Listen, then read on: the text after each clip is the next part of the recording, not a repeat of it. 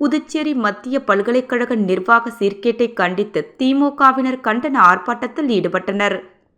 புதுச்சேரி மத்திய பல்கலைக்கழகத்தில் தேர்வு வினைத்தாளை மாற்றிய மாணவர்களை குழப்பிய பல்கலைக்கழகத்தின் நிர்வாக சீர்கேட்டை கண்டித்தும், பல்கலைக்கழகத்திற்கு துணைவேந்தரை நியமிக்காத மத்திய பிஜேபி அரசை கண்டித்தும் திமுக சார்பில் கண்டன ஆர்ப்பாட்டம் நடத்தப்பட்டது.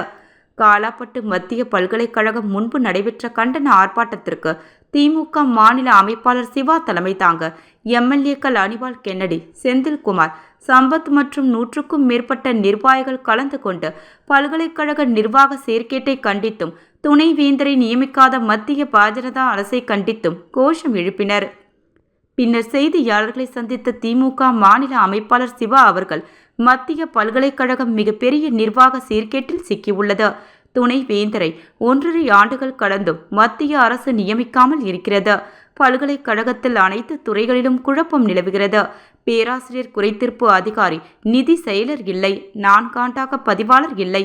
1ஆம் ஆண்டு மாணவர்களுக்கு மொழி பாடத்திற்கு வழங்க வேண்டிய வினாத்தாள்கள் மாற்றி 2ஆம் ஆண்டு பயிலும் மாணவர்களுக்கு வழங்க வேண்டிய வினாத்தாள் வழங்கப்பட்டிருக்கிறது. இது தேர்வுத்துறை அதிகாரிகளின் மெத்தனத்தை அலட்சியத்தையும் தோலுரித்து காட்டுகிறது. வினாத்தாள் மாற்றத்திற்கு இன்னும் யாரும் பொறுப்பேற்கவில்லை. பல்கலைக்கழக பேராசிரியர்கள் நியமனத்தில் வெளிப்படைத்தன்மையில்லை. கடந்த 3 ஆண்டுகளில் நியமிக்கப்பட்ட பேராசிரியர்கள் நியமனம் குறித்து விசாரணைக்கு உத்தரவிட வேண்டும் என சிவா அவர்கள் வலியுறுத்தியுள்ளார்.